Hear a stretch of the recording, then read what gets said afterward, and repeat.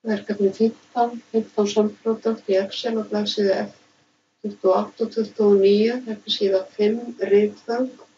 Hér ætla ég að setja í eitt hólf sömu margfeldið af þessu hér, fjöldanum og verðinu. Þannig ég fer í FX, samprodukt,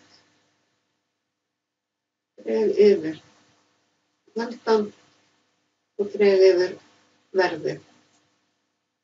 Og fæ ég í eitt hólf bara sömu margfeldið. Hér þarf ég ekkert að festa tilvísun. Hér aftur á móti mismikið vægi á einkunnunum fyrir verkefni, ritgerð og lokapróf. Ég búin að setja hérna formúluna, sömu formúluna sem sýnir 100% vægi á lokaeinkunn.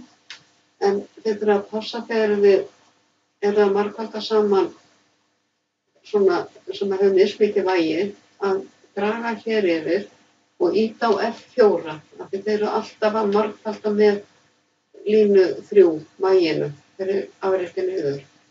En aftur á móti hér þá eru þið ekki að festa tilvísun.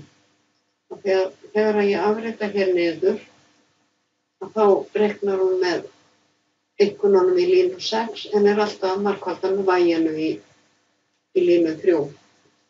Hérna lægsta einkunn og það bara MIN-fallið. Hér þurfum við að passa að taka ekki prósentuna með. Við þurfum að draga bara yfir einkunnirnar. Ég ætla að Ctrl og Enter og ég ætla að afrita einkunnirnar til hægri. Og hérna ætla ég að finna hæstu einkunn og það max og þá dreg ég bara yfir þetta svæði hér, Ctrl og Enter og afrita og meðaleinkunnin hér afrits og nú vil hún taka bæði hæstu, lægstu einkunn og prósentuvægið þannig að þið dragið bara yfir einkunnirnar og bara finna meðaltalið af þessum tölum og ég afrita til hægri. Hér sama aðferð og hér.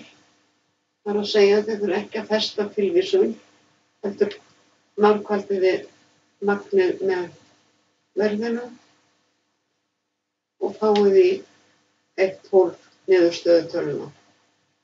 Og ég ætla að vista.